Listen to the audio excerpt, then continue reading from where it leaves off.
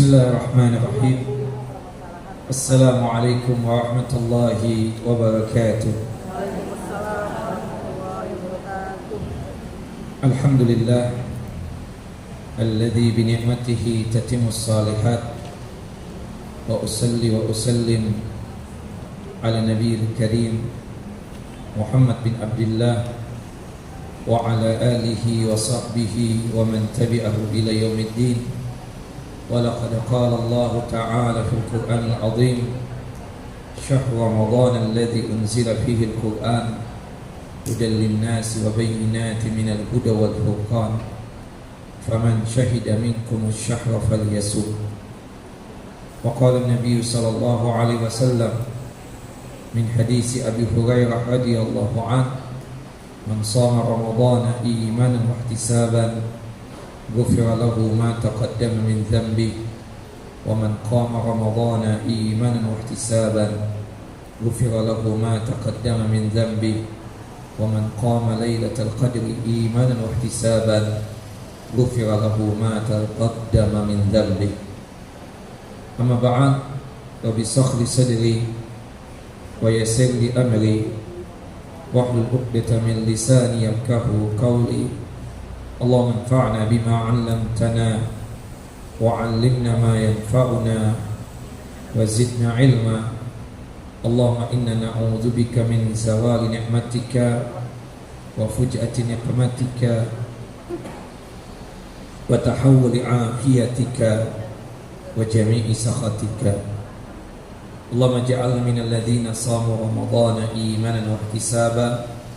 اللهم اجعلنا من الذين قاموا رمضان إيمانا واحتسابا. اللهم اجعلنا من الذين قاموا ليلة القدر إيمانا واحتسابا. Akhwati fi din wa ikhwani fi din, a'azani wa a'azakum Allah. Bapak dan Ibu yang dimuliakan oleh Allah Jalla wa Ala, Majlis Taklim At-Tahirah yang sedalam lindungan dan penjagaan Allah Jalla wa Ala.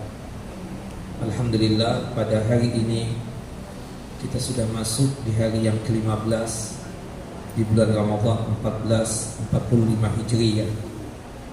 Artinya tinggal setengah bulan lagi Ramadan akan meninggalkan kita. Kebiasaan yang dilakukan oleh para salafun saleh, para sahabat tabi'in dan tabi'ut tabi'in, ketika tambah hari dari bulan Ramadan ini, mereka semakin meningkatkan amal ibadah, semakin meningkatkan ketaatan, semakin meningkatkan untuk menabung pahala-pahala sebanyaknya. Dan kita pun seharusnya seperti itu, dikarenakan kita tidak tahu apakah tahun depan masih berjumpa dengan Ramadan, atau bisa jadi ini adalah Ramadan yang terakhir buat kita. Maka oleh sebab itu, Bapak dan Ibu yang dimuliakan oleh Allah Jalla wa Ala, kesempatan yang telah Allah anugerahkan kepada kita untuk berjumpa dengan Ramadan tahun ini, tolong digunakan sebaik mungkin. Janganlah disia-siakan. Tidaklah terlewat satu hari dari bulan Ramadan ini kecuali kita sudah mengisinya dengan kebaikan dan kebajikan.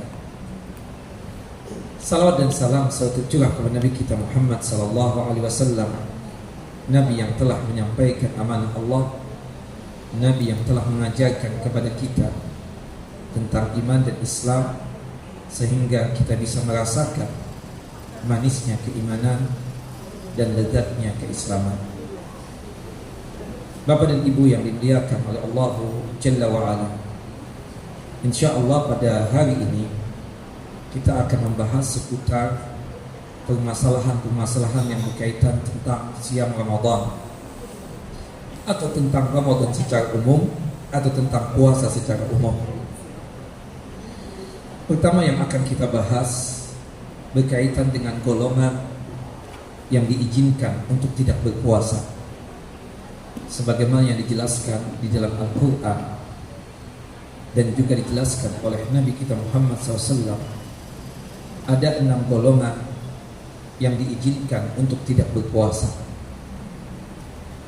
Yang pertama adalah orang yang sakit. Sakit yang memang dia tidak sanggup untuk berpuasa. Artinya sakit yang membuat dia, jika dia berpuasa atau memaksakan diri berpuasa, maka akan berbahaya buat dirinya. Adapun sakit ringan, jika sekiranya dia berpuasa, toh juga tidak membahayakan buat dirinya, dan dia masih sanggup untuk menjalankan puasa, maka tidak boleh dia tersebut seketika membatalkan puasanya. Misalnya sakit ringan itu apa ya? Kejepit pintu, sakit kan? Kalau sudah dioleskan pakai balsam atau minyak kayu putih kan selesai. Nah, jadi ini memang sakit yang membuat kita tidak sanggup untuk berpuasa. Ya, bahkan jika kita berpuasa mengakibatkan kita mendapatkan celaka, maka dia wajib untuk tidak berpuasa. Jadi kalau sekiranya dengan berpuasanya dia tersebut tambah parah sakitnya, atau bisa membahayakan dan mencelakakan buat dirinya, maka pada saat itu dia wajib untuk apa? Membatalkan puasanya, atau wajib dia tersebut untuk tidak berpuasa, dalam artian haram dia tersebut berpuasa. Makanya disebutkan oleh para ulama, ya, ayakuna maraduhu yasira la yata'atharu bisawmi wa la yakunu fitri arfaqu bihi. Jika sekiranya sakit yang dia alami sangat ringan sekali dan tidak ada pengaruh dengan melaksanakan ibadah puasanya, maka dia tidak boleh untuk berbuka puasa. Tidak boleh dia tidak berpuasa. Sakitnya ringan, seperti misalnya zukam, ya, al-yasir. Ada flu, tapi flunya ringan banget gitu, di bawah tidur juga hilang. Atau pening, sakit kepala, ya, atau sakit gigi, kan ringan itu sakit gigi ya, sakit banget ya. Sakit kan kayak nabrak orang misalnya. Atau kejepit pintu tadi itu ya, dioleskan pakai balsam juga selesai. Bahadalah yajuzu lahu ayyubtira. Maka pada saat itu dia tidak boleh untuk membatalkan puasanya, tidak boleh dia untuk tidak berpuasa. Tapi jika dia tersebut berpuasa akan tambah sakit, ya, maka dia tersebut disunahkan untuk tidak berpuasa, ya. Atau yang ketiga, jika dia berpuasa mengakibatkan tambah parah sakitnya dan bisa mengakibatkan dia celaka, maka pada saat itu dia haram untuk berpuasa. Jelas ya? Jadi bagi siapapun di antara kita ini yang sakit, jika memang sakitnya itu parah, dan kalau toh dia berpuasa tambah parah sakitnya, maka pada saat itu dia tidak boleh untuk apa? Berpuasa.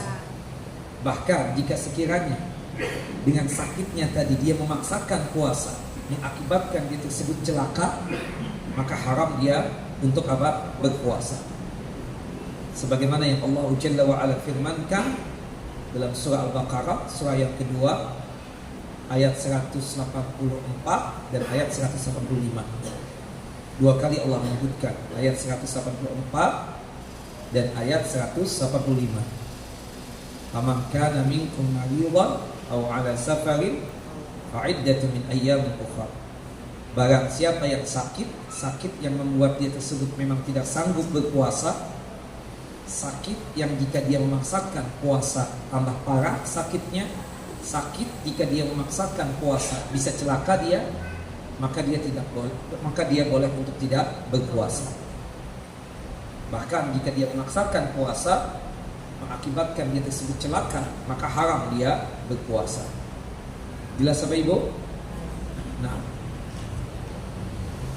kemudian golongan yang kedua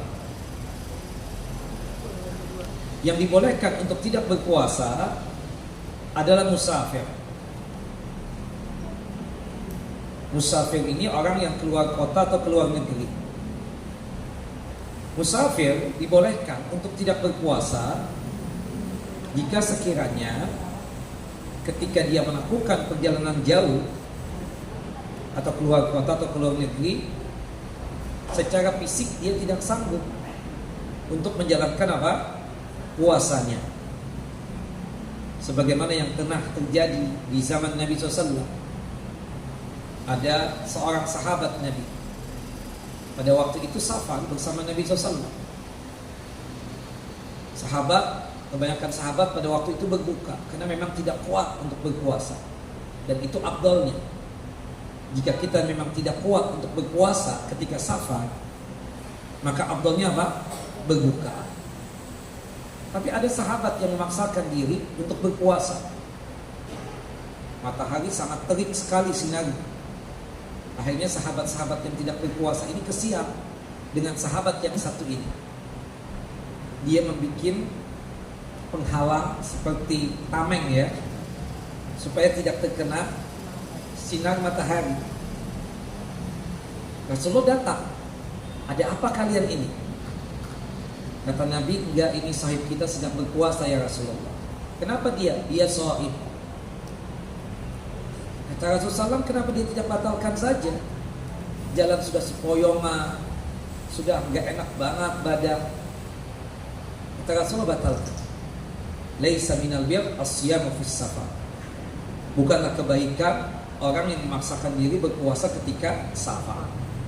Nah, cuma catatannya ya ibu-ibu, kita boleh ketika safar berpuasa jika sekiranya kita memang tidak mampu untuk berpuasa, lemah secara fisik. Kalau kita lemah secara fisik ketika safar itu, maka afdalnya utamanya apa? Berbuka. Tapi jika sekiranya kita masih punya kekuatan secara fisik untuk berpuasa, maka afdalnya dia berpuasa. Sebagaimana disebutkan di dalam hadis yang sahih, hadis dari Anas bin Malik radhiyallahu anhu, qala Rasulullah qala Anas bin Malik bercerita, kunna nusafiru ma'an Nabi SAW. Kami pernah safar bersama Nabi SAW. Faminna as-sa'im wa minna al-muftir. Di antara kami ada yang berpuasa, di antara kami juga ada yang berbuka. Kemudian dijelaskan di dalam hadis ya Abu Darda dan selainnya, ya, paman wajada minna quwwatan fasama fadzaka hasan. Bagi kita yang punya kekuatan secara fisik ketika safar tersebut, maka kami berpuasa dan itu lebih baik buat kami.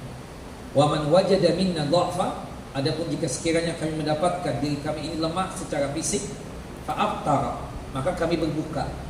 Dan itu lebih baik ya buat orang yang berbuka tadi itu.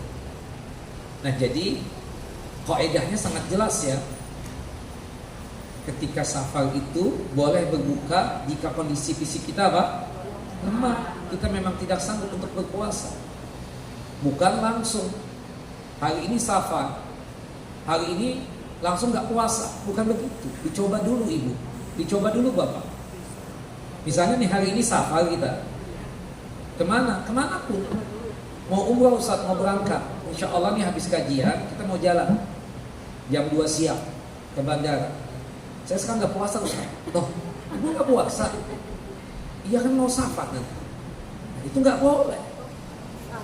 Dia harus coba dulu. Kan ibu masih mungkin masih ada di Jakarta ini.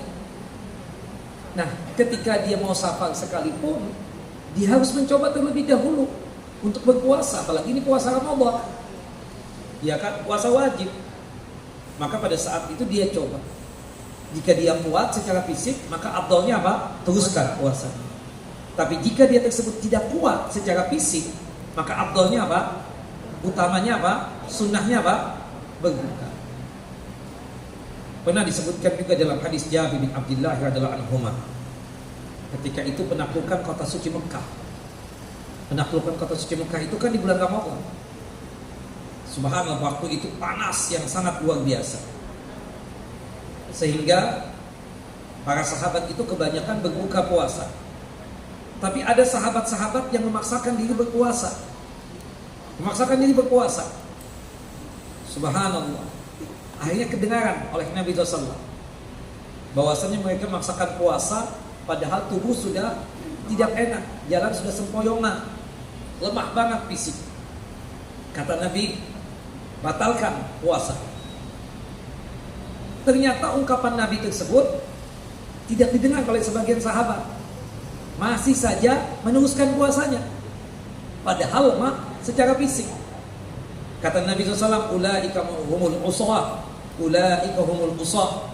Mereka tersebut telah bermaksiat, mereka telah bermaksiat. Aku perintahkan berbuka, malah mereka tidak berbuka. Nah, dari sini Bapak dan Ibu yang dimuliakan oleh Allah Jalla wa Ala, bahwasannya kita itu boleh berpuasa ketika safar, bahkan afdal berpuasa jika kita sanggup secara fisik.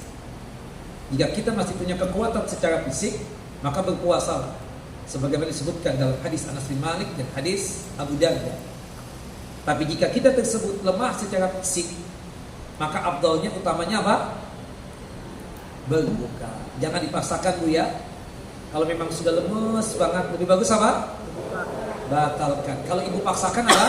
Dosa. Sama saja bermaksiat kepada Allah dan Rasulnya. Jelas ibu-ibu? Nah, jadi jelas ya berkaitan dengan kaidah safar. Jangan sampai nanti, oh Ustaz besok pulang kampung, besok Anda nggak puasa udah.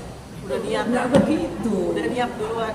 Ya, dia harus mencoba terlebih dahulu ya. Dia coba lebih dulu. Kalau kuat, afdalnya utamanya apa? Teruskan puasanya. Kalau tidak kuat ketika safar tersebut, maka afdalnya apa? Berbuka. Jelas ibu-ibu? Nah,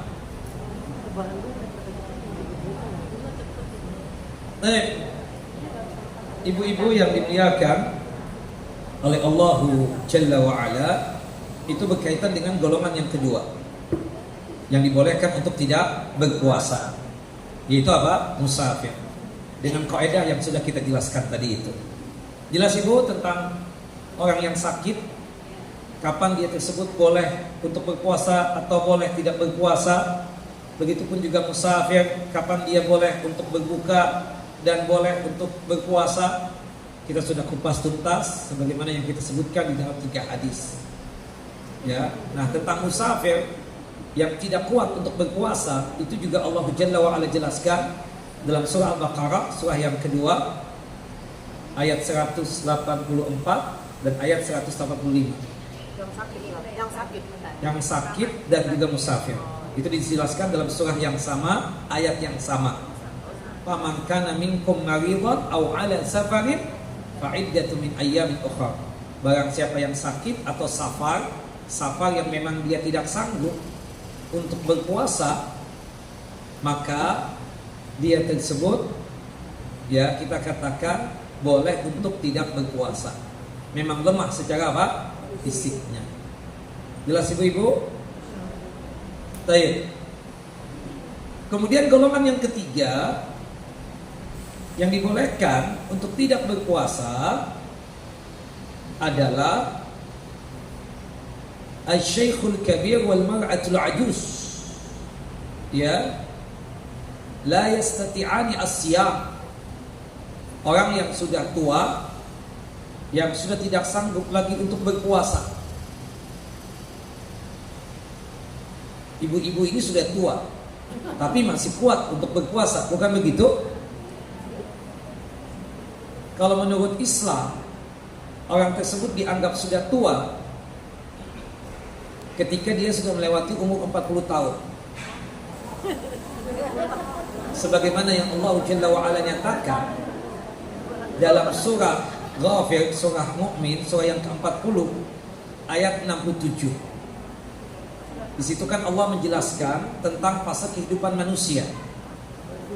5 fase. Ya, ada 5 berapa? Ada 5 fase. Pertama fase bayi, sudah kita lewati bukan? Fase yang kedua fase kanak-kanak. Fase yang ketiga fase remaja, dari kita baligh sampai kita berumur 25 tahun. Dari kita baligh sampai kita berumur 24 tahun, itu fase remaja. Dari kita balik sampai kita berumur 24 tahun. Fase yang keempat juga sudah ibu lewati, itu fase dewasa. Dari ibu umur 25 tahun sampai 40 tahun. Nah sekarang ini ibu fase kelima, fase terakhir. Remaku. Ya, fase terakhir. Kata Al-Imam Al-Qurtubi dan para ulama yang lainnya, bahwasanya orang itu dianggap tua ketika sudah melewati umur 40 tahun. Nah kalau ibu-ibu ini lebih tua lagi, karena umurnya sudah 60 tahun. Itu dekat banget dengan yang namanya apa? Kematian. Jelas ibu? Jelas. Nah, tapi orang tua atau lansia yang dibolehkan untuk tidak berpuasa ditambah kaedahnya, definisinya. Tidak hanya sekedar tua, semua kita sudah tua. Tapi lansia atau orang yang sudah tua yang memang secara fisik sudah tidak sanggup lagi untuk apa? Berpuasa. Seperti kita punya abah umur 86 masih kuat untuk berpuasa. Tapi kita punya umi umur 80 tahun sudah nggak kuat lagi untuk berpuasa. Ada di antara ibu mungkin umur 90 tahun tapi masih kuat untuk berpuasa.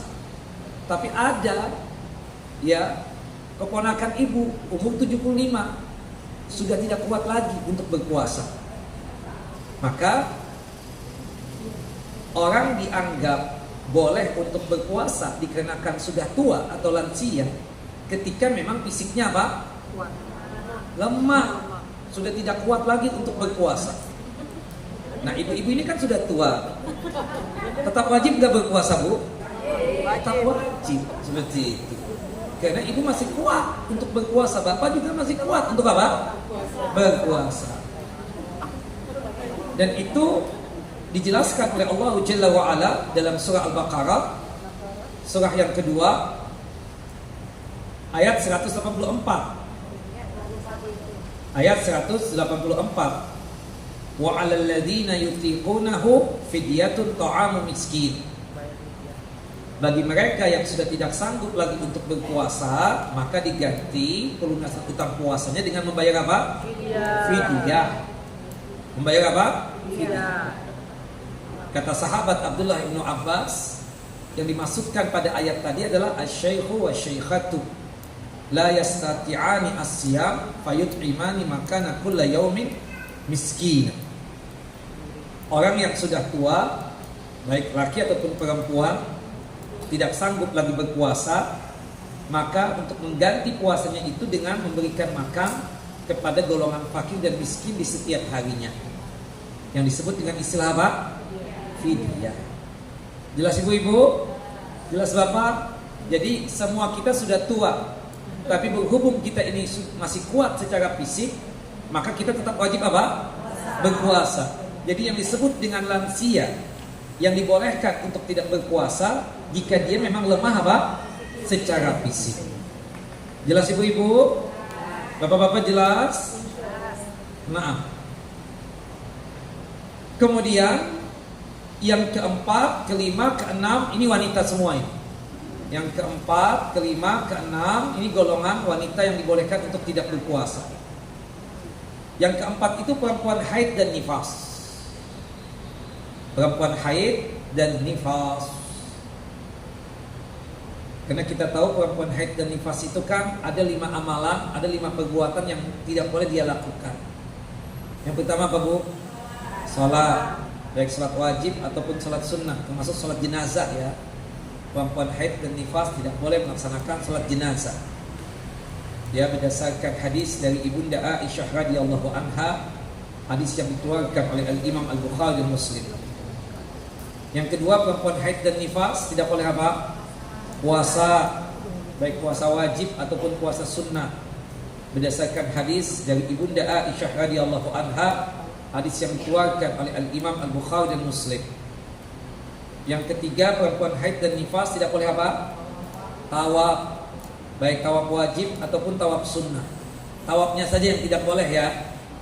Amalan manasik haji yang lain boleh ya. Nah, tawaf yang tidak boleh, baik tawaf wajib ataupun tawaf sunnah.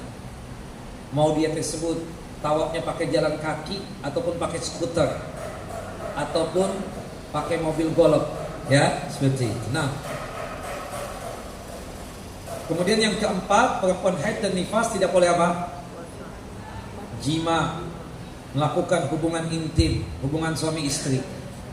Berdasarkan firman Allah Jalla wa Ala dalam surah Al-Baqarah, surah yang kedua, ayat 222. Surah Al-Baqarah, surah yang kedua, ayat 222.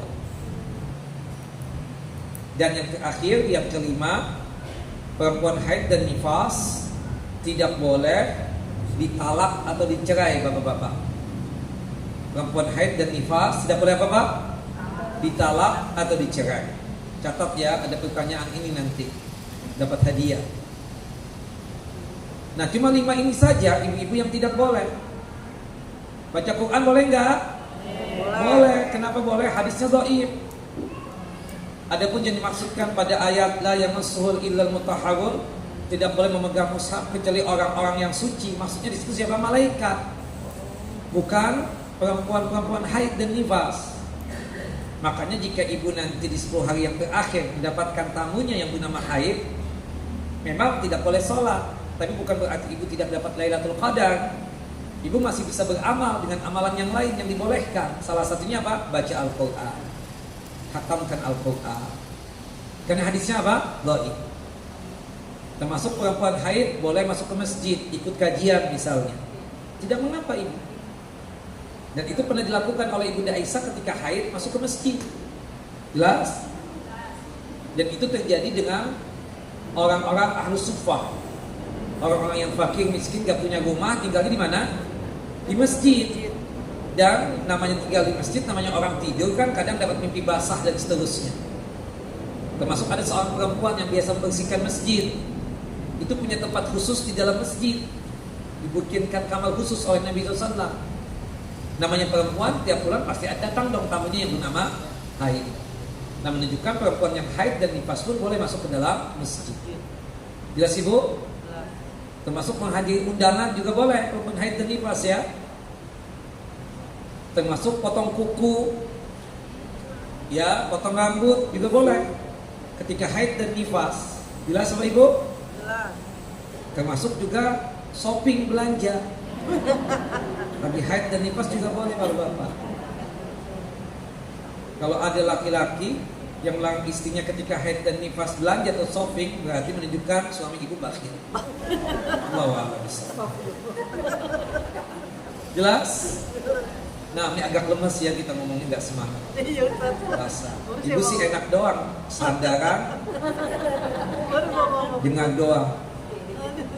Baik. Nah, salah satu dari perempuan haid yang tidak boleh tadi puasa. Karena memang haid dan nifas itu pembatal puasa.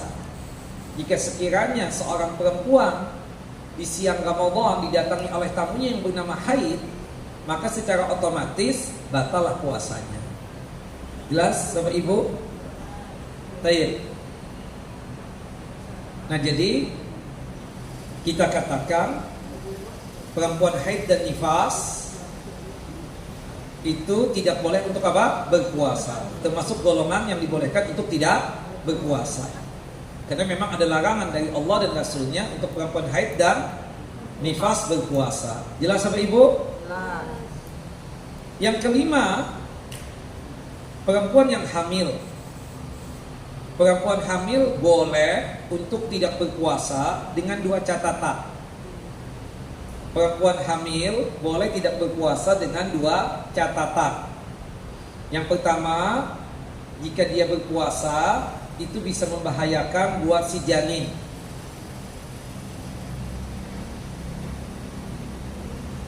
Atau yang kedua, bisa membahayakan buat diri sendiri, buat si ibu yang hamil tadi.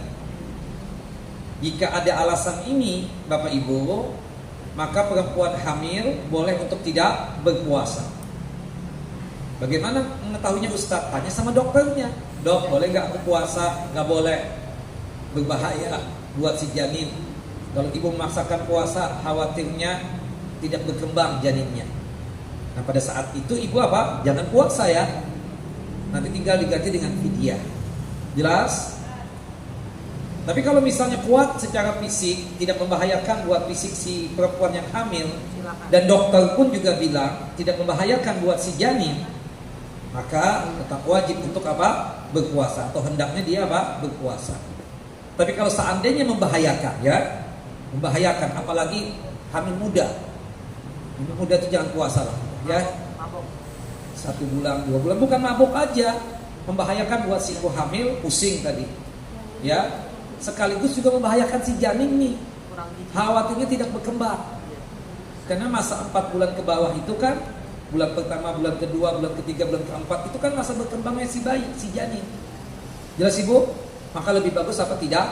Berpuasa. Ya. Kalau misalnya hamilnya sudah tua, ya kalau seandainya memang membahayakan untuk berpuasa buat si janin dan buat si ibu hamil tadi, ya maka utamanya dia tersebut tidak berpuasa.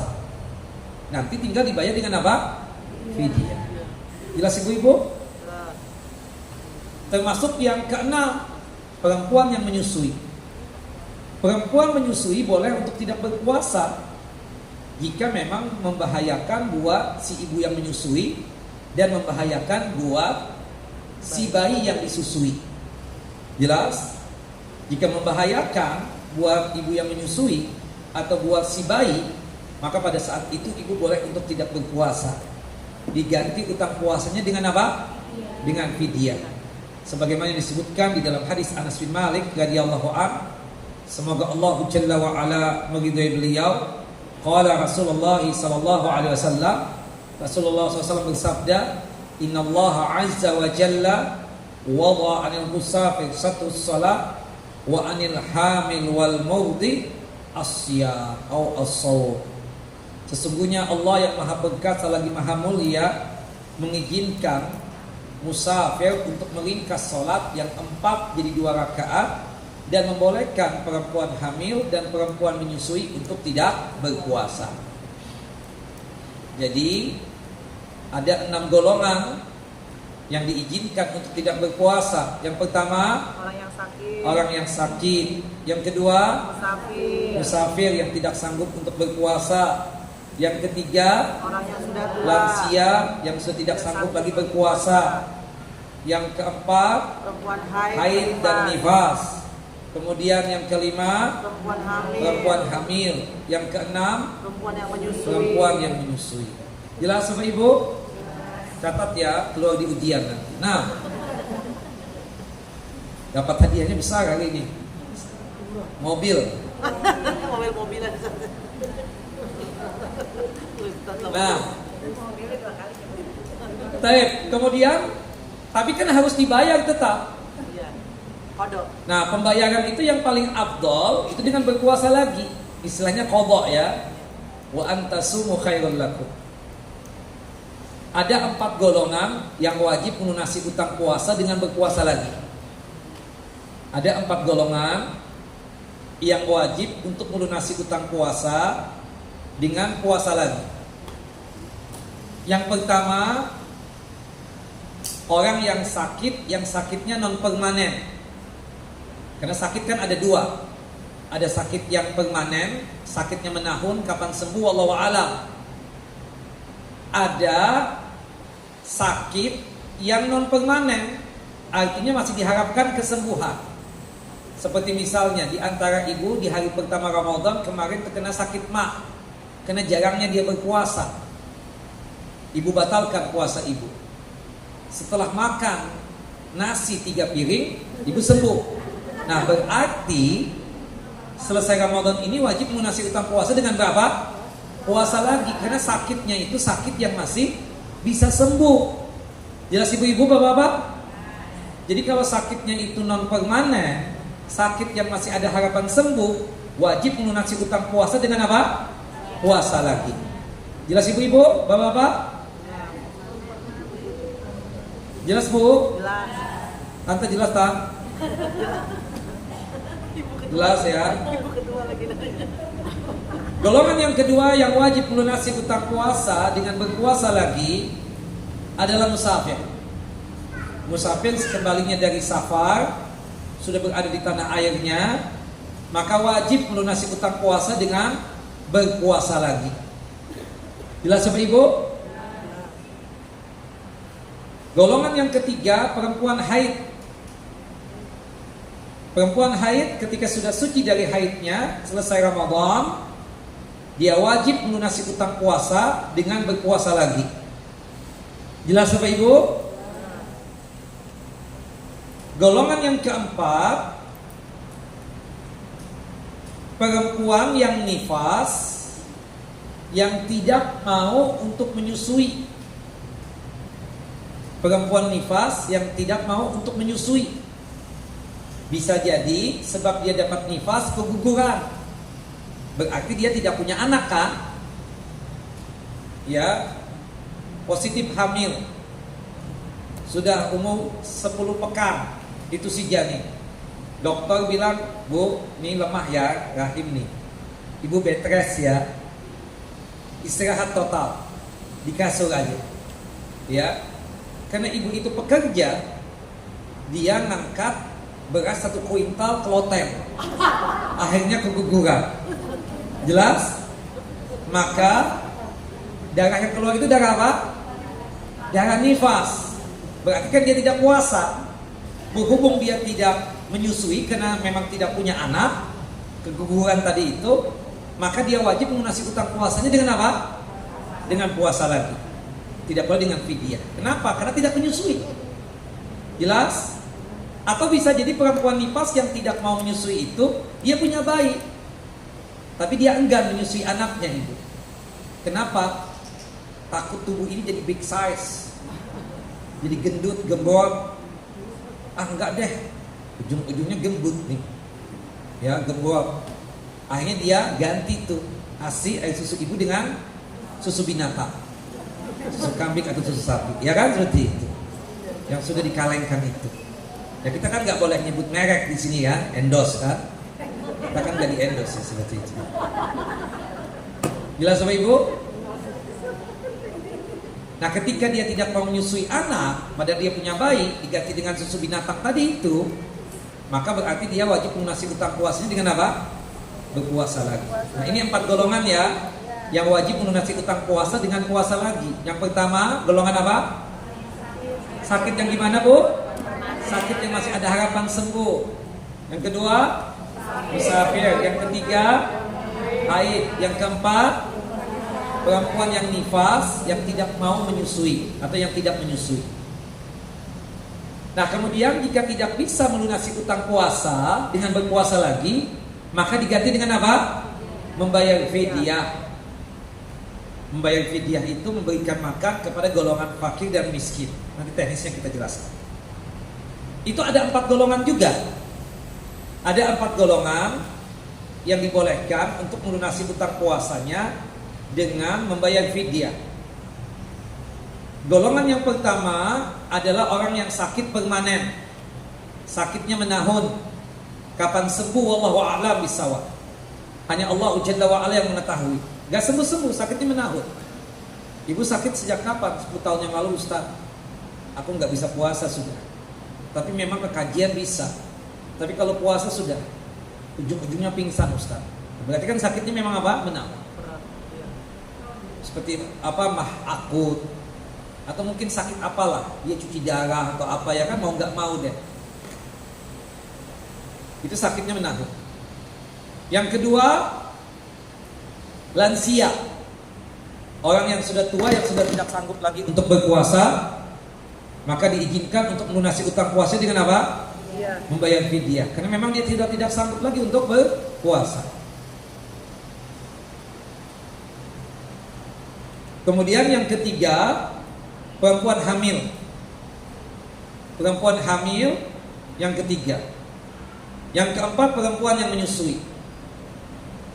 Ibu-ibu, perempuan hamil dan menyusui cukup dengan bayar fidyah saja atau harus diqadha juga nanti dengan puasa?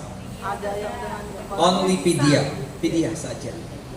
Jadi kalau kita sudah melunasi utang puasa kita dengan fidyah, memberikan makan kepada golongan fakir dan miskin karena kita hamil atau karena kita menyusui, itu sudah lunas utang puasa kita. Jelas ya?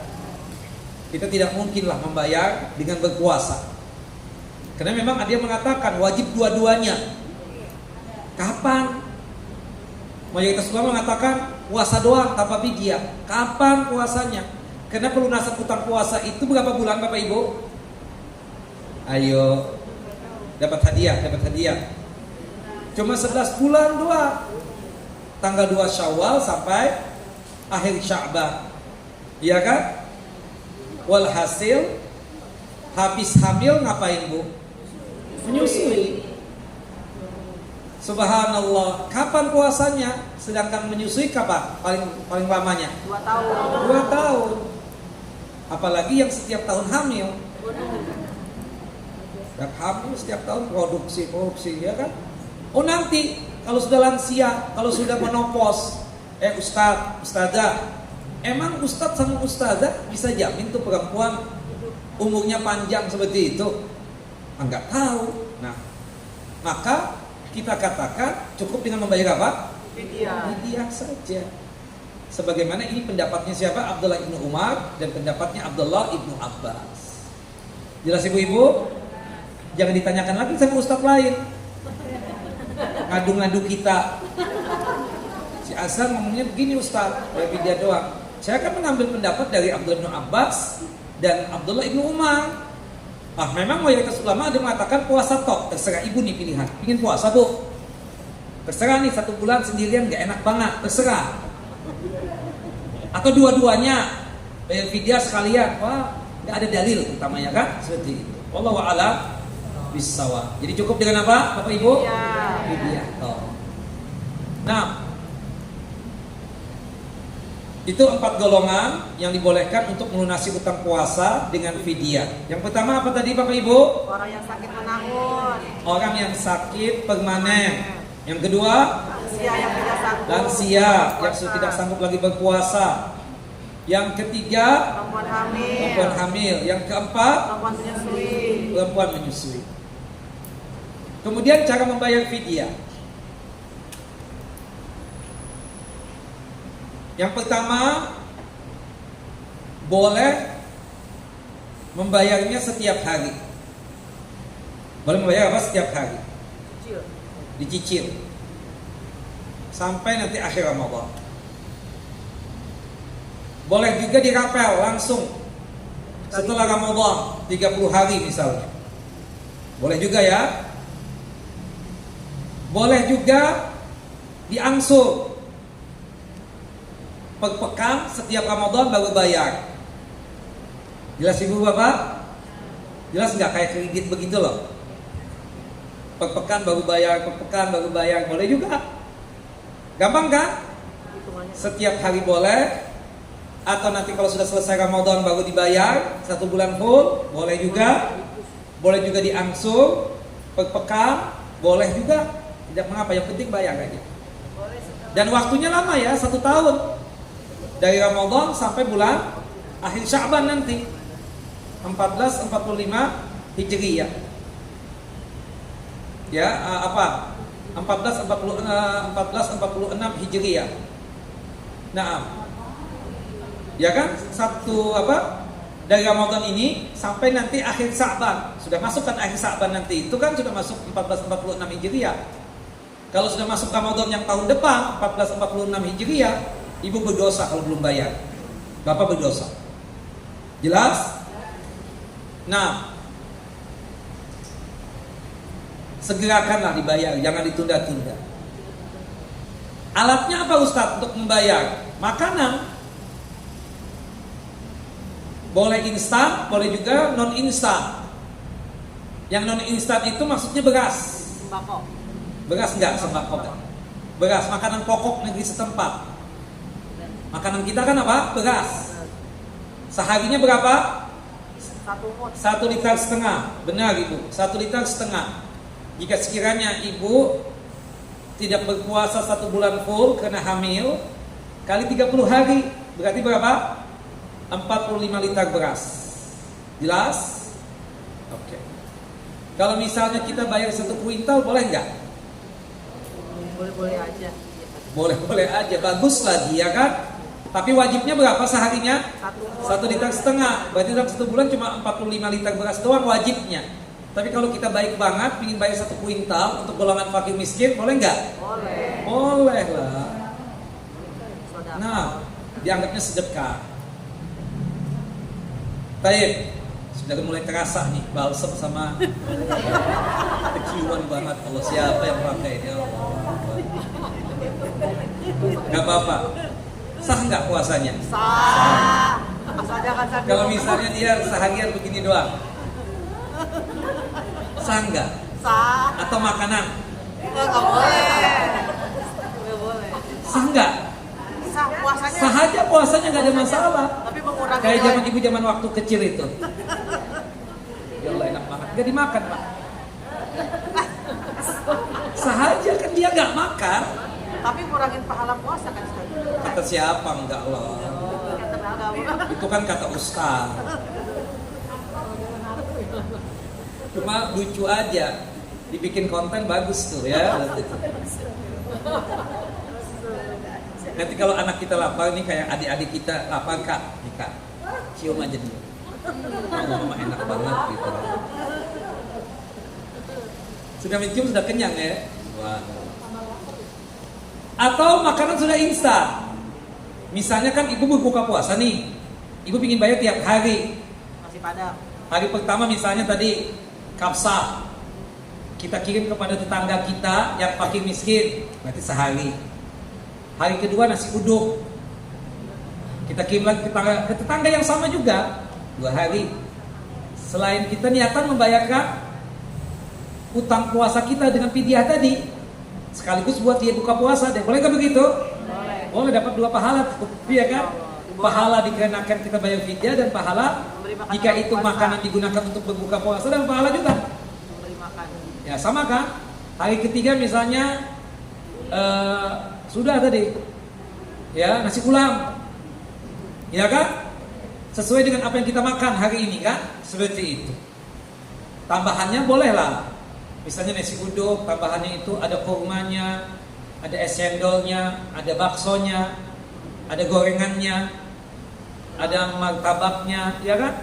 Tambah lagi, boleh, bagus banget itu. Ada putri selatnya, ada putri saljunya, oh bagus banget itu. Nah, boleh, gak apa-apa. Jelas ya? Baik. Atau kalau repot juga, nanti setelah Ramadan atau nanti mungkin habis tarawih, kita ngundang orang fakir miskin di malam lebaran misalnya, atau besoknya pas hari raya kita ngundang fakir miskin makan di rumah kita. Apa yang kita makan itu yang mereka makan juga. Tapi pastikan fakir miskin yang kita undang untuk makan di rumah kita tersebut sejumlah utang puasa kita. Misalnya 30 hari kita nggak puasa tadi, maka pastikan 30 orang fakir miskin makan di rumah kita. Jelas? Atau kita beli nasi kotak sesuai dengan selera kita ya. Dalam artian Padang. hitungannya itu ibu lebih suka makan, ya maaf, di restoran atau yang di pinggir jalan. Di restoran kan, berarti jangan sampai nanti membelikan fidyahnya itu ya yang di pinggir jalan. Harus sesuai dengan selera ibu, yaitu restoran.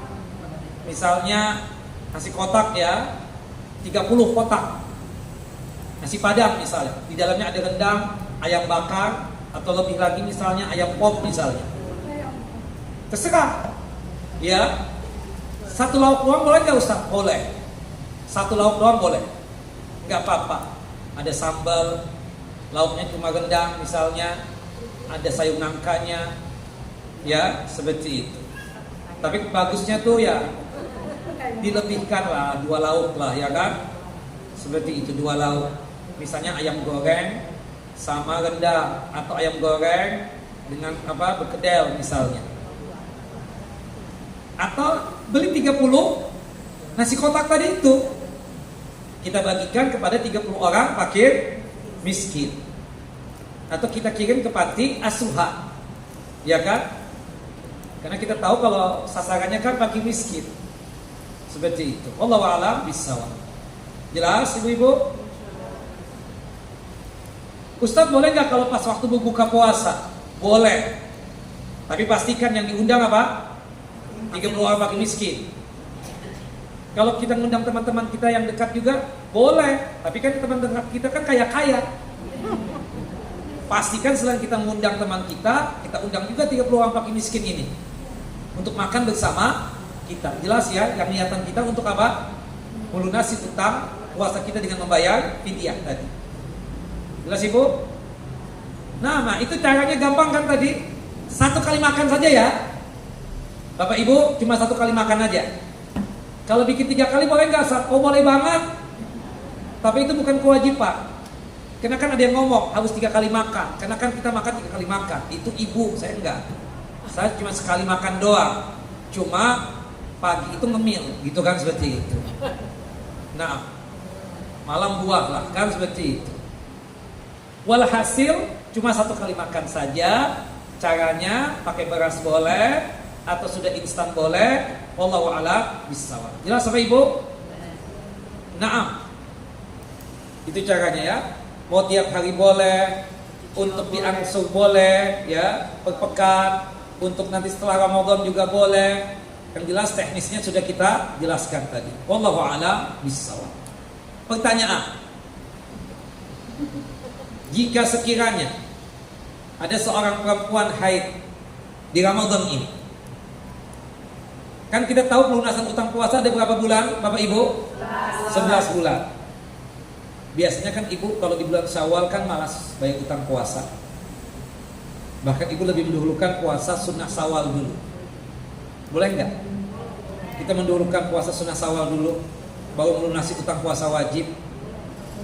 Aslinya, afdolnya utamanya melunasi yang wajib dulu. Tapi berhubung ibu pengen dapat pahala Syawal, banyak undangan oleh besti-besti dan juga banyak tamu yang datang ke rumah kita, terasa gak mungkin kita tanggal 2 Syawal langsung puasa, ya kan? Artinya kita menikmatilah suasana Syawalan itu. Ya, sayangkan ada nastar, ada kue lapis lebih, ada lapis Surabaya, kemudian ada putih salju, ada putih selak, ada kue kamir, ada kue, ya, apalagi ya, nah yang lain lah ya, banyak lah ya seperti itu. Nah, kan sayang ya, boleh nggak Ustadz saya tunda aja pelunasan utang puasanya nanti di bulan Dzulhijjah atau di bulan setelahnya Muharram, Safar? Boleh. Di Sa'ban Ustadz? Boleh. Itu yang dilakukan oleh Ibunda Aisyah radhiyallahu anha. Cuma mensegerakan itu lebih utama Ibu ya.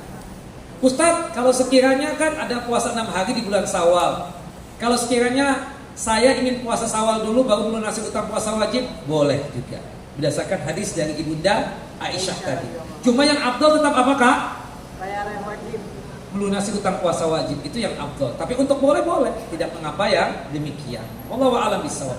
Mendahulukan puasa sunnah ketimbang puasa wajib, selama dia bayar, maka tidak mengapa yang demikian. Selama ada alasan yang syar'i, tidak mengapa yang demikian. Wallahu a'lam bishawab.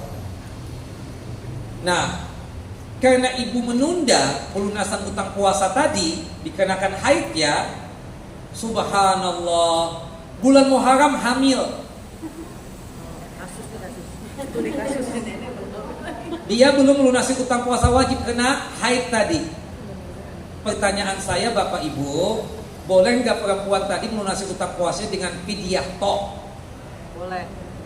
Kenapa boleh? Karena udah keburu hamil. Padahal dia tidak berpuasa di bulan Ramadan ini karena haid. Pas bulan Muharram hamil. Boleh, benar. Kenapa? Karena syarat untuk membayar fidyah itu sudah ada pada perempuan itu. Yaitu apa? Hamil. Jelas? Termasuk juga ya berkaitan tentang musafir.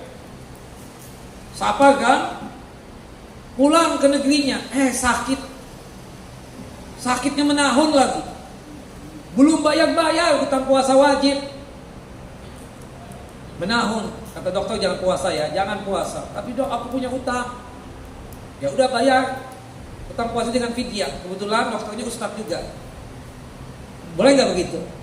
Boleh kalau memang datang sakit menahun, yang kapan sembuhnya kita tidak tahu, boleh. Jelas ibu-ibu? Kenapa? Syaratnya untuk membayar fidyah itu sudah ada. Alasannya untuk membayar fidyah itu sudah apa? Sudah ada. Wallahu a'lam bissawab. Baik. Subhanallah. Ternyata perempuan atau orang yang sakit tadi itu, orang yang sakit yang tidak bisa melunasi utang puasanya tadi itu, dia baru bayar fidyah biasanya habis Ramadan. Kadang Allah habis Ramadan meninggal dunia. Ahli warisnya bayar gak? Gini, ada 3 hal. Jika seseorang di bulan Ramadan ini, subhanallah, meninggal dadakan, entah tabrakan, entah heart attack, serangan jantung dan seterusnya, utang puasanya atau di hari dia meninggal itu ahli warisnya wajib gak melunasi utang puasanya? Tidak. Termasuk fidyah juga tidak. Kenapa? Karena dia sudah tidak ada. Jelas? Sudah meninggal. Itu yang pertama. Yang kedua, jika ada seseorang yang sakit atau lansia tadi, jika sekiranya dia habis Ramadan masih sehat walafiat, masih sehat walafiat setelah selesai Ramadan, panjang umurnya, Masya Allah, dia harusnya bayar fidyah. Kan selama Ramadan ini dia sakit. Setelah Ramadan itu dia sembuh. Setelah sembuh sakit lagi, kok meninggal. Nah, itu yang disebut dengan wajib dia membayarkan fidyahnya. Itu yang disebut dengan wajib untuk melunasi utang puasanya tadi itu. Man shoma man mata wa alaihi siyam falyasum walihi. Barang siapa yang meninggal dunia dan kebetulan dia punya utang puasa wajib, maka wajib untuk melunasi utang puasanya siapa? Ahli warisnya. Baik dengan berpuasa lagi atau dengan membayar fidyah. Kenapa? Kan dia sakit ketika Ramadan. Habis Ramadan dia sembuh. Seharusnya kan dia bayar. Meninggal dunia. Bapak Ibu merasa nggak biasanya ya? Biasa. Sakit nih. Tahu-tahu gimana Umi? Alhamdulillah udah sehat walafiat. Nah biasanya tuh habis itu sakit lagi. Nah biasanya tuh koit habis itu, ya kan? Kayak ada tanda gitu, kayak ada kesempatan gitu untuk bertobat, untuk apa ya kan? Tapi ini bukan hadis, ini sekedar apa ya?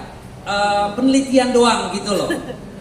Ya kan di rumah sakit lama oknum 1 bulan, tahu-tahu sembuh.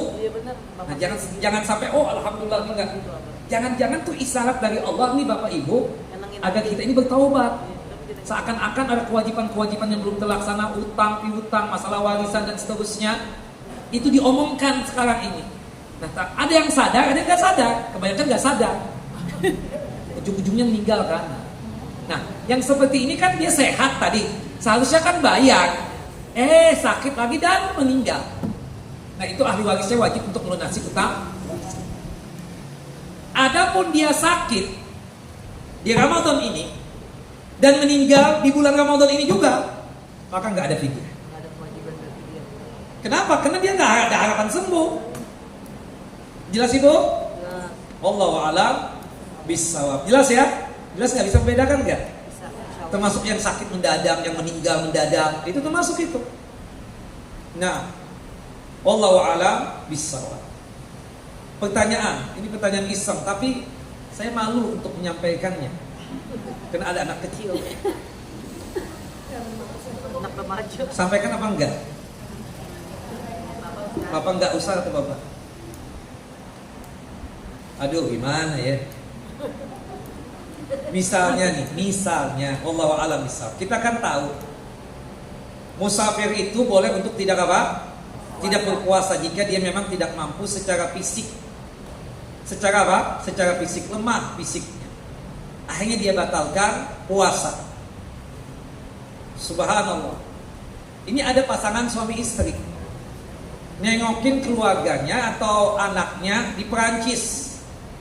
Kebetulan di Perancis untuk puasa 20 jam atau 21 jam.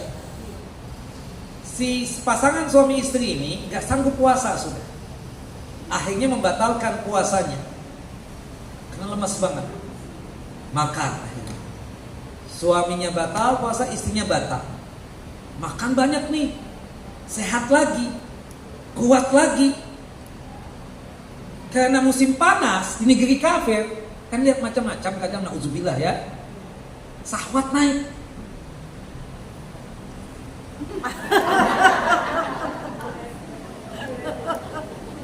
Boleh nggak melakukan itu?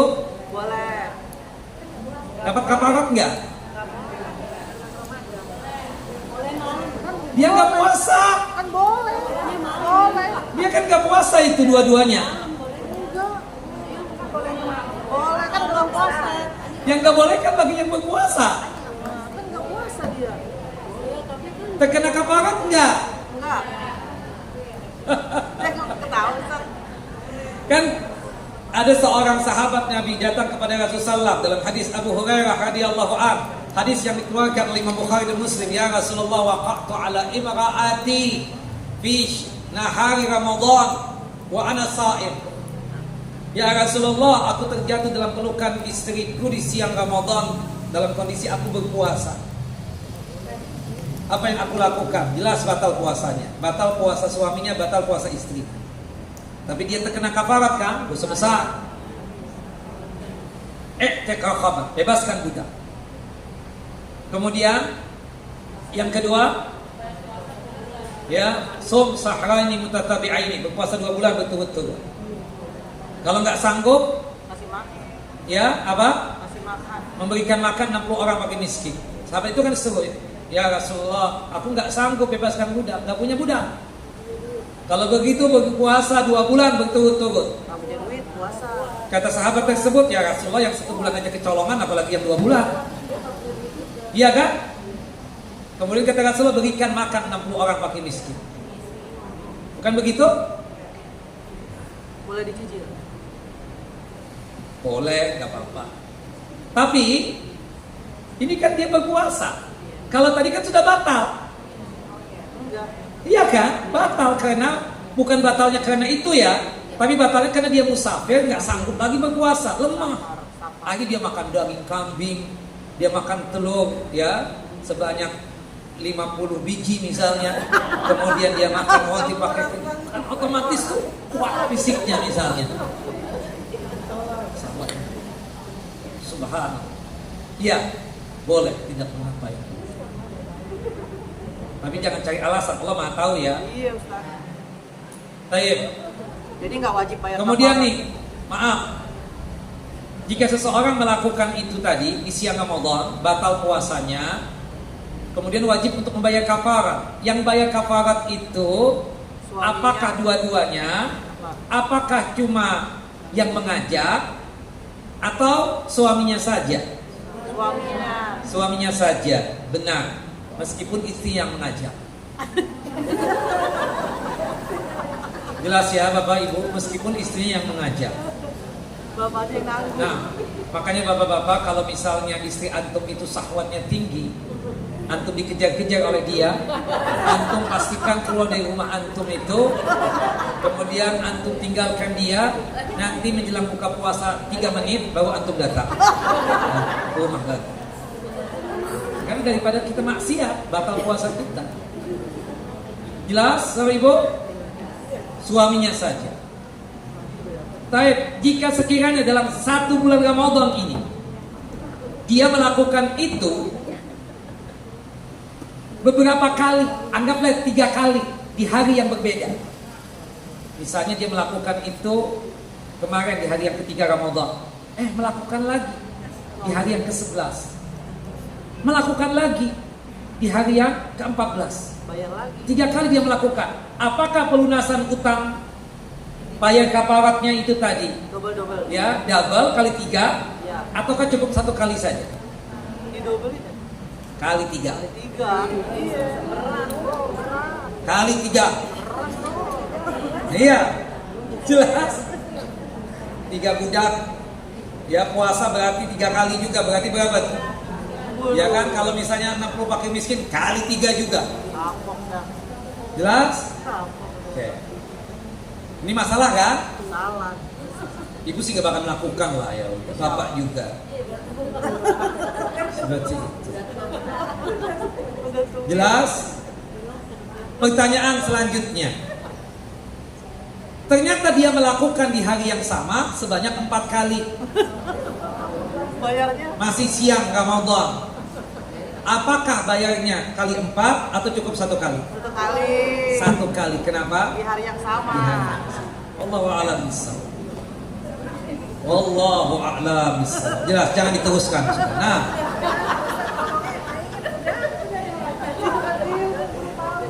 wallahu a'lam bishawab. Baik, Bapak dan Ibu yang dimuliakan oleh Allah Jalla wa Ala. Kemudian selanjutnya, ya berkaitan dengan masalah seputar Ramadan juga. Kita tahu Lailatul Qadar itu kan terjadi di 10 hari yang terakhir Ramadan.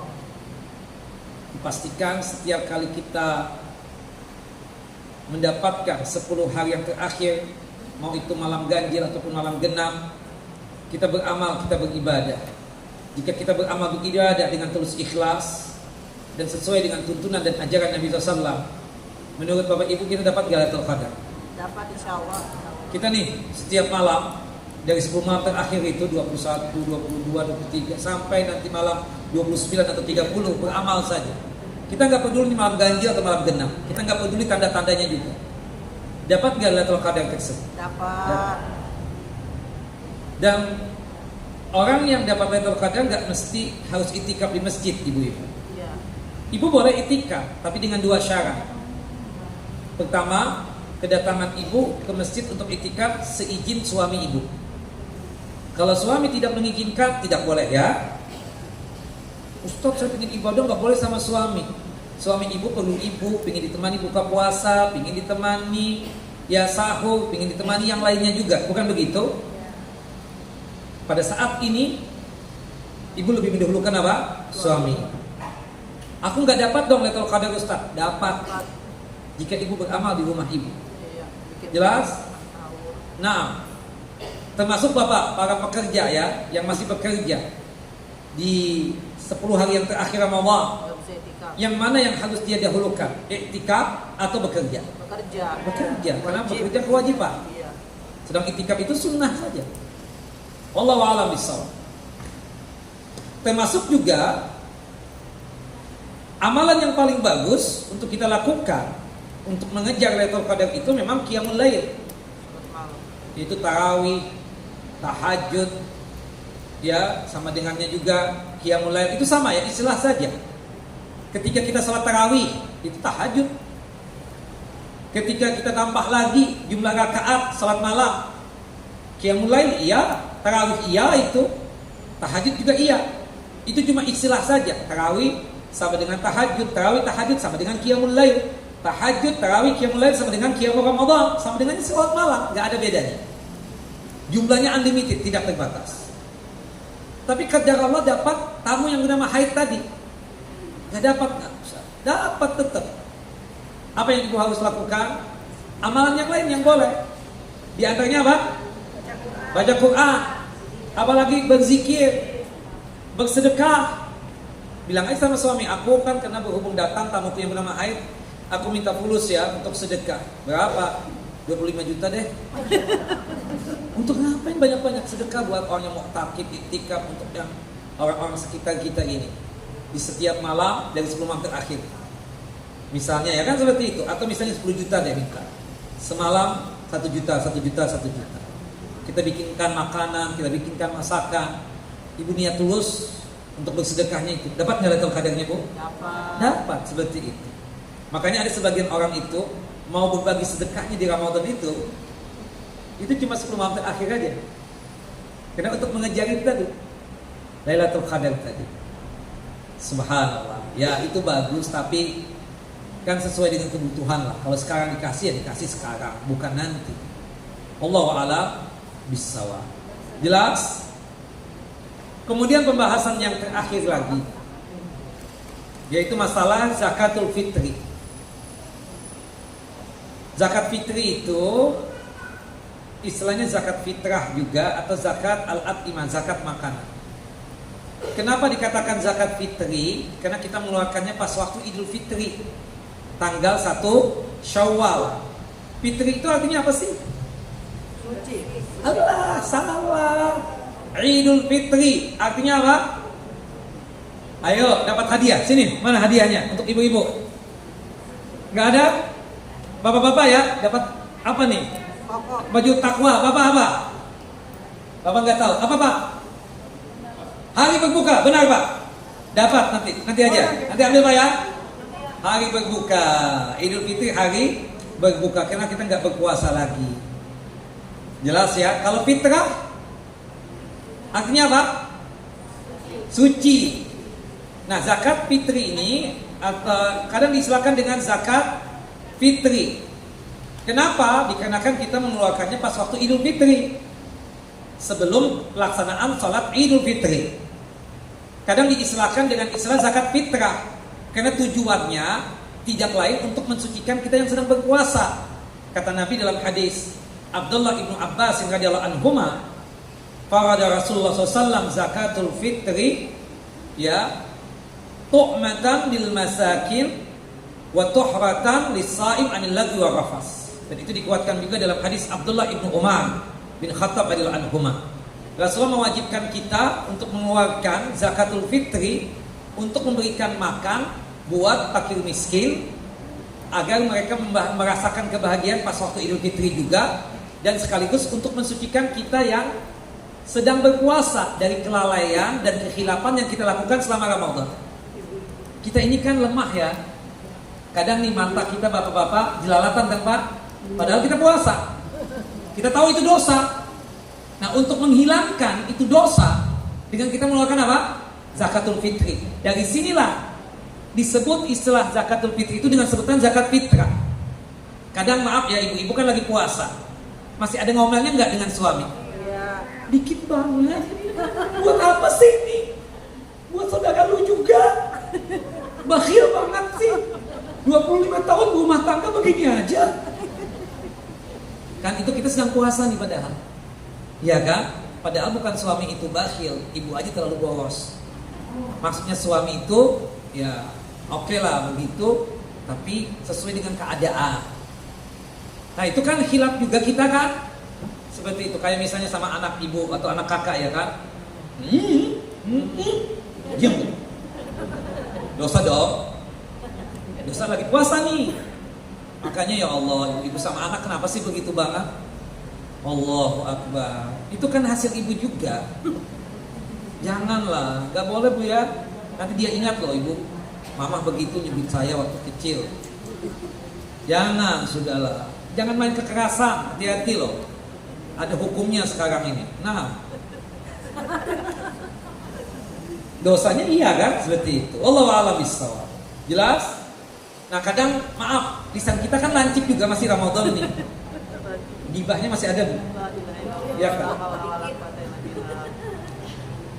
Nah untuk menghilangkan dosa-dosa tadi dengan mengeluarkan apa? Zakat fitri tadi. Makanya diistilahkan zakat fitrah. Jelas ya? Itu baiknya Allah Jalla wa'ala. Karena rata-rata kita dalam sehari ini rata-rata gak sempurna berpuasanya. Gak makan iya, gak minum iya, gak melakukan hubungan intim iya. Tapi kadang mata kita gak puasa, kadang telinga kita gak puasa. Tapi Allah baik banget loh, masih memberikan pahala puasanya dengan kita mengeluarkan zakat fitri tadi, sehingga keluar Ramadan tetap kita diampuni oleh Allah Jalla wa'ala. Nah maka istilah zakat itu diistilahkan dengan zakatul fitri. Kemudian zakat fitri diistilahkan dengan istilah zakat makanan. Kenapa? Karena yang kita berikan kepada fakir miskin itu adalah apa? Berwujud makanan, beras, makanan pokok negeri setempat, bukan uang. Meskipun ibu ganti dengan 1 juta sekalipun, meskipun cuma sekedar 3,5 liter, ibu ganti dengan 1 juta, tetap tidak bisa mengganti status dari zakat fitri tadi. Ketika ibu tetap membayarkan dengan uang kepada fakir miskin, meskipun niatan zakat fitri, ya, maka tetap dianggap sedekah itu. Karena harus berwujud apa? Makanan yang sampai kepada fakir miskin. Kalau kita empty taharah ini sekedar mengolek dana, kemudian kita bilang 3,5 liter berapa? Sekarang 100.000 cukup? Berapa? 80.000? 60.000? Yang sesuai dengan standar kita 50.000? 65. Kita bilang 65. Kita cuma ngolek dana aja, boleh sebagai penitia. Tapi kita sebagai penitia nanti ketika mengasihkan kepada fakir miskin harus berwujud apa? Beras. Jelas ya, terutama penitia-penitia masjid itu. Mengolek dananya saja boleh, tapi kita sebagai penitia nanti ketika memberikan zakat fitrah tersebut kepada fakir miskin harus berwujud apa? Makanan. Kenapa alasannya Bapak Ibu? Kok nggak boleh diganti dengan uang zakat fitri itu?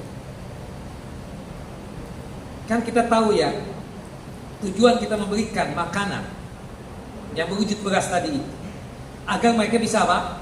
Makan pas waktu Idul Fitri, merasakan kebahagiaan sebagaimana yang kita rasakan.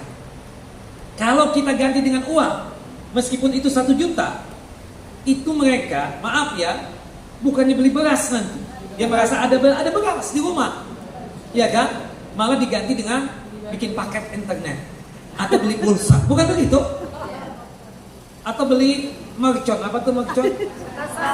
Petasan ya, seperti itu. Nah, atau beli rokok, wah, paling aku bilang kan, seperti itu. Beli yang haram, iya kan? Wallahu a'lam bishawab. Maka sasarannya tepat nggak kalau kita kasih uang? Nggak tepat. Kalau zakat mal, ya uang. Zakat harta, zakat mal uang. Tapi kalau zakat fitri harus berwujud apa Bu? Bapak? Beras. Nah ini hati-hati ya, jangan sampai kita salah. Tolong tahun yang lewat gimana Ustaz? Insya Allah Allah tahu tentang kondisi kita. Tapi sekarang ini zakat fitri kita harus berwujud apa? Beras. Makanan atau berhubung tempat kita makan beras ya beras seperti itu. Wallahu a'lam bisa. Dan mengeluarkan zakat fitri itu terbagi menjadi 2 waktu. Ada waktu boleh, ada waktu sunnah. Waktu bolehnya itu 3 hari atau 2 hari sebelum Idul Fitri. Jadi 3 hari sebelum Idul Fitri kita katakan itu sudah boleh kita mengeluarkan zakat fitri kita. Misalnya perkiraan Idul Fitri kapan sih? Rabu apa Kamis sih? 10 April katanya. Hari apa itu? Hari Rabu apa Kamis? Rabu ya. Rabu. Anggap, coba lihat tanggalan 10 April perkiraan. Iya. Rabu kalau nggak salah ya. Rabu.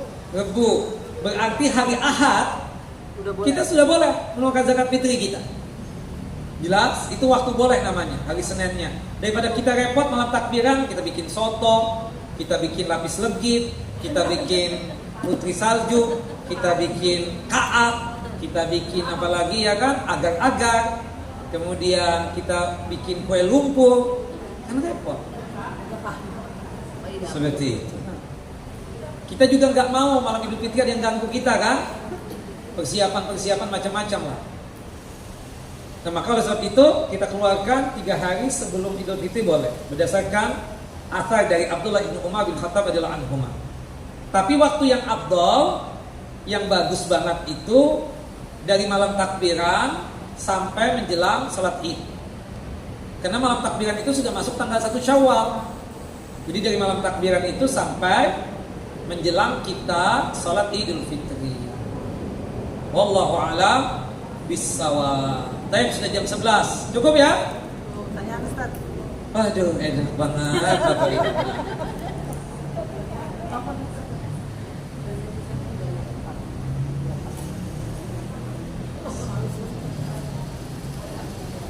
Izin bertanya bagaimana boleh enggak kita bayar fidyah sekarang karena anak sudah besar-besar dan waktu itu bayar puasa juga sudah lunas puasanya dengan bayar fidyah. Boleh nggak kita ini kan belum 30 hari, tapi berhubung kita lansia, sudah tua, nggak sanggup berpuasa, daripada kita repot, kita bayar sekarang aja 30 hari, boleh nggak? Boleh, tidak mengapa yang demikian. Wallahu a'lam bishawab. Meskipun belum wajib ya, meskipun belum wajib. Kayak hari ini nih kita baru wajib hari yang ke-15. Jadi misalnya 1,5 liter kali 15 doang baru wajibnya. Meski berhubung kita nggak mau repot, udah deh bayar 30 deh sekalian deh. Jadi kita nggak pusing lagi. Dan boleh nggak Ustaz dibayarkan oleh anak? Boleh banget. Boleh ya kan? Udah nggak usah bayar, fidyahnya nanti aku yang bayar. Boleh nggak? Boleh. Boleh, berbakti banget tuh anak, ya kan? Insya Allah. Termasuk Ustaz, zakat fitri boleh nggak dibayarkan oleh anak? Boleh banget. Sebaliknya boleh nggak? Kita nih sudah tua begini, dibayarkan oleh abah kita atau umi kita zakat fitrahnya, boleh nggak? Boleh juga. Kalau misalnya, maaf, Yang mampu. Intinya yang mampu. ibu-ibu MT At-Tahirah telepon, Ustaz berapa orang Ustaz? Saya 5 tambah asisten rumah tangga 2, berarti 7. Kenapa emang? Sudah dibayarin Ustaz? Hah? Jangan Bu. Boleh nggak begitu? Boleh. Boleh nggak? Boleh. Secara hukum boleh, tapi kan ya Iya. malu-maluin Ustaz. Tapi boleh Ustaz kan? nggak enak ya boleh. Boleh. Boleh, nggak ada Secara masalah. hukum boleh. Kan bicara. Ustadz, kalau perempuan menyusui tidak sanggup bayar fidyah, bagaimana? Karena orang tersebut termasuk miskin. Kalau nggak sanggup, ibu cari orang yang sanggup untuk membayarkan. Seperti sahabat tadi yang nggak sanggup bayar kafarat kan? Iya. Kan kata Nabi, bebaskan budak. Ya Allah ya Rasulullah, Anda nggak punya budak. Kalau begitu berpuasa 2 bulan berturut-turut, ya Rasulullah, yang 1 bulan aja kecolongan, apalagi yang 2 bulan. Kalau begitu kasih makan 60 orang pakai miskin. Ya Rasulullah, ya Nabi Allah, Anda miskin. Gak punya ya Rasulullah. Kata Rasulullah, tunggu di sini. Rasulullah SAW kemudian masuk ke rumah beliau. Setelah itu keluar lagi dengan membawa sekeranjang apa? Kurma. Ana sa'il, mana tadi yang bertanya? Ana ya Rasulullah. Ini kurma kasih orang fakir dan miskin yang ada di Madinah ini. Ya Rasulullah, yang paling miskin tuh anak. Kalau begitu nih kurma kasih makan buat anak istri. Nah, artinya apa? Nih ibu yang tidak sanggup bayar fidyah juga begitu. Di keluarga ibu ada nggak yang kaya? Ada. Di teman ibu ada nggak yang kaya? Ada. Minta sama dia. Jelas ya? Nah ini kan berhubung Ustadz yang ditanya, Ustadz yang bayar ini. Kayak kasus Rasulullah tadi kan? Seperti itu. Wallahu a'lam bissawab. Yang jelas kita katakan nanti dibayarkan. Kalau misalnya dia malu banget dan tidak ada yang mau membayarkan, maka ma'fu, dimaafkan. Ya Allahu Jalla wa'ala. Wallahu a'lam bissawab. Jelas ya? Bisalah bayar itu. Boleh gak Ustadz? Saya kan dapat zakat fitrah atau dapat fidyah juga. Ada tetangga yang hamil ngasih beras 45 liter beras untuk 30 hari. Pas Idul Fitri dapat saya 1 kuintal. Karena MT Tahirah itu kan saya kenal semua. Ada 1000 dari anggota MT Tahirah itu yang ngasih saya. Boleh nggak beras dari fidyah tadi, kemudian beras dari zakat fitrah tadi untuk saya gunakan membayar fidyah saya, kemudian saya lagi menyusui, boleh nggak? Boleh. Wallahu a'lam. Termasuk dia kan juga orang miskin bayar fidyah juga kan, bayar fitrah juga kan? Dia ambilkan dari fitrah orang yang bayar dengan dia bayarkan lagi untuk ke orang lain, boleh nggak? Boleh. Gampang kan?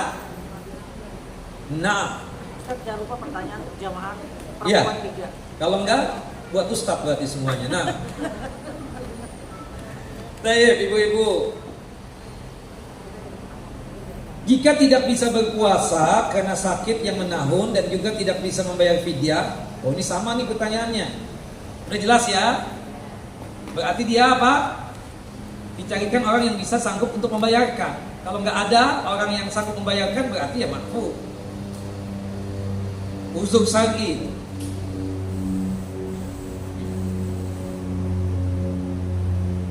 Ustadz, saya sering bolak-balik ke pasar untuk kebutuhan memasak. Yang utama incar doa masuk pasar. Apakah hukumnya akhwat sering ke pasar, ke mall atau bukan mall, untuk incar pahalanya doang? Doanya apa?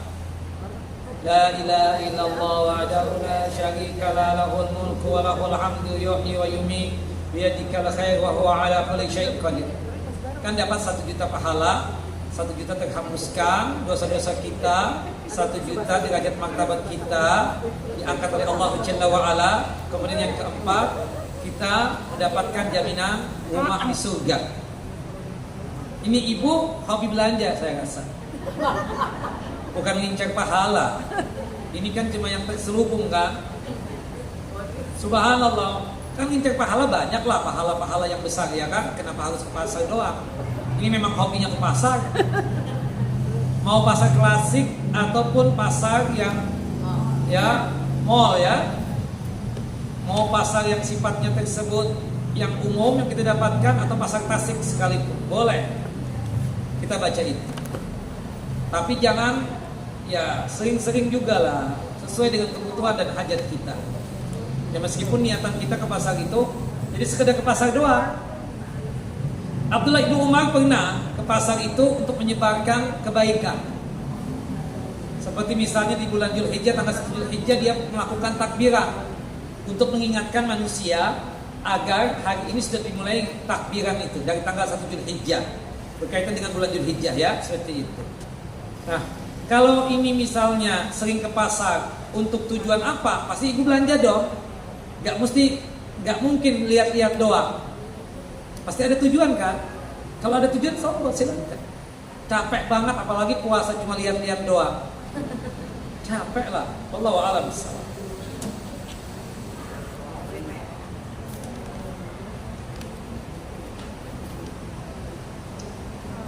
Ustaz, untuk membayarkan zakat kepada saudara yang tidak mampu tapi rumahnya di luar kota, zakatnya pakai uang ditransfer, bagaimana hukumnya? Boleh nggak? Boleh. Saudara-saudara kita kan kebanyakan di luar kota, di daerah. Kita tahu kondisi kerabat dan keluarga kita yang fakir, yang miskin banyak di daerah kan. Kemudian kita transfer uang zakat mal kita ke daerah, boleh nggak? Boleh, tidak mengapa. Dan itu yang paling afdal Bu ya, bersedekah, berinfak, berzakat kepada kerabat kita sendiri. Jelas ya, itu yang paling utama. Kemudian orang-orang dekat kita, tetangga, teman dekat kita, bestie kita, ya, orang yang kita kenal. Setelah itu baru orang yang kita tidak kenal. Wallahu a'lam bishawab.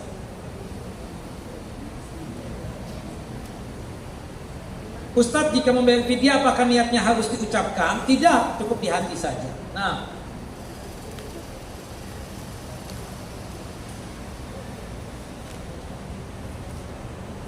bagaimana kalau sholatnya di rumah?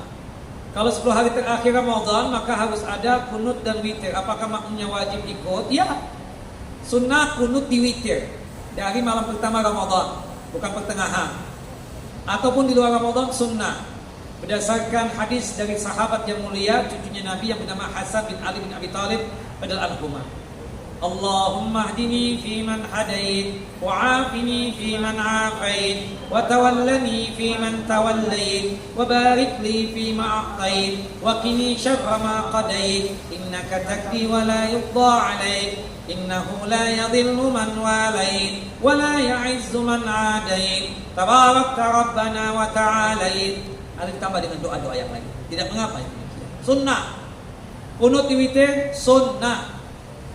Bagaimana kalau salatnya di rumah dan belum hafal doa kunutnya Ustaz? Bolehkah ya kita dengan membacanya? Kita bawa kertas, kita baca begitu. Boleh, tidak mengapa yang demikian. Wallahu a'lam bishawab. Saya salat tarawih berjamaah, tapi waktu maksud salat witir pulang. Salat di rumah boleh enggak Ustaz? Enggak boleh. Kenapa? Karena ibu atau bapak tidak mendapatkan pahala seperti menghidupkan malam semalam suntuk. Seharusnya ikut imam sampai selesai. Adapun misalnya ingin menambah jumlah rakaat lagi, tetap ikut dengan imam dengan niatan imam 3 kita 4. Ya, imam niatan witir kita niatan tarawih atau salat tahajud. Imam salam kita tambah 1 rakaat lagi. Seperti itu supaya kita mendapatkan pahala seperti menghidupkan malam semalam suntuk. Wallahu a'lam bishawab. Ustadz, bapak saya baru meninggal 1 bulan yang lalu dan ibu masih dalam masa iddah. Apakah ibu saya dibolehkan keluar untuk misalnya salat id dan silaturahim ya dengan anak-anaknya? Boleh. Karena kan itu alasan yang sakit. Seperti ibu kita sakit, kebetulan masa iddah. Boleh nggak ke dokter, Bu? Boleh. Boleh. Ada perempuan masa iddah, nggak ada asisten rumah tangganya. Boleh nggak dia keluar rumah untuk beli makanan? Boleh. Boleh. Subhanallah, tetangganya meninggal dunia, dia masa iddah. Boleh nggak bertakziah? Boleh. Boleh. Tidak mengapa yang demikian. Tapi pertanyaan untuk ibu-ibu dulu, hadiahnya apa? Quran ada 3. Quran, mukena nggak ada, Nggak ada. hijab nggak ada.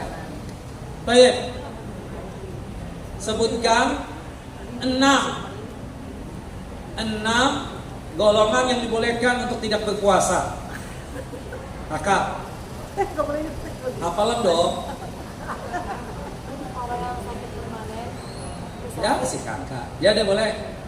Gak apa-apa. Yang pertama orang sakit. Yang kedua musafir, yang tidak mampu berpuasa. Yang ketiga orang tua yang bisa puasa, lansia yang tidak sanggup lagi berpuasa. Yang keempat perempuan haid dan nifas. Yang kelima perempuan hamil. Yang keenam perempuan menyusui. Oke, udah apa? Kemudian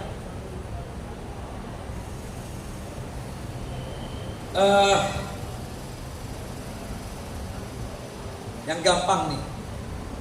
Subhanallah. Ibuan.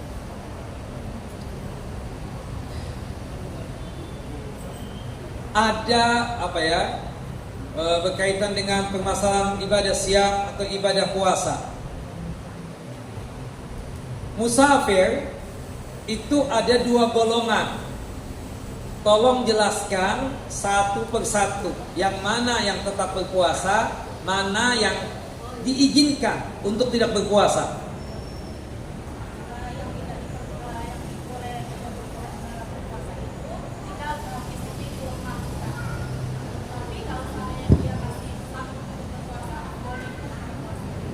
Jadi musafir yang masih kuat berpuasa, dia harus apa?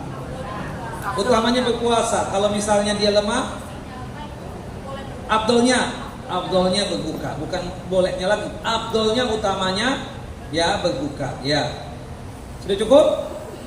Satu lagi ya. Orang yang sakit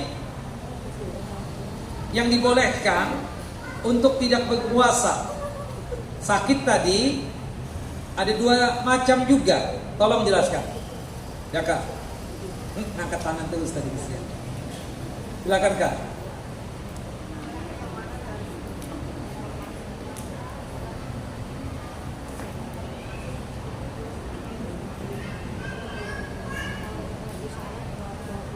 Nah, jadi kalau sakitnya sakit ringan, maka dia tetap wajib apa? Berpuasa karena fisiknya masih kuat.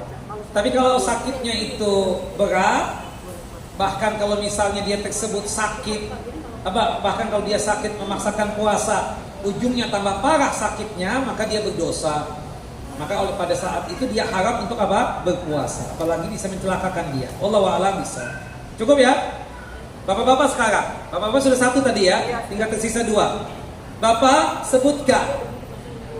Siapa nih mau jawab? Golongan yang diwajibkan untuk melunasi utang puasa dengan puasa lagi. Ada 4 golongan tadi. Sebutkan satu persatu. Siapa yang bisa jawab Pak? Mana bapak-bapak nggak ada ya? Kita kasihkan ke ibu-ibu aja. Antum silakan Pak. Sebutkan 4 golongan yang wajib melunasi utang puasa dengan puasa lagi. Sakit yang non permanen. Oke, yang kedua musafir. Yang ketiga perempuan haid. Yang keempat perempuan nifas yang tidak menyusui. Oke, nah udah Pak. Terakhir Bapak, sebutkan 4 golongan yang dibolehkan, yang dibolehkan untuk melunasi utang puasa dengan membayar fidyah. Ya, monggo Pak. Sakit permanen, benar. Lansia yang sudah tidak sanggup lagi berpuasa. Perempuan hamil, perempuan menyusui. Wallahu a'lam bishawab. Cukup ya? Cukup Ustaz. Wassallallahu Nabi Muhammad wa ala ali Muhammad. كما صليت على إبراهيم وعلى آل إبراهيم إنك حميد مجيد اللهم بارك على محمد وعلى آل محمد كما باركت على إبراهيم وعلى آل إبراهيم إنك حميد مجيد. Kita tutup kajian kita dengan masing-masing kita baca doa kafaratul majlis. Subhanakallahumma wa bihamdika asyhadu an la ilaha illa anta astaghfiruka wa atubu ilaik. Wassalamualaikum warahmatullahi wabarakatuh. Waalaikumsalam warahmatullahi wabarakatuh.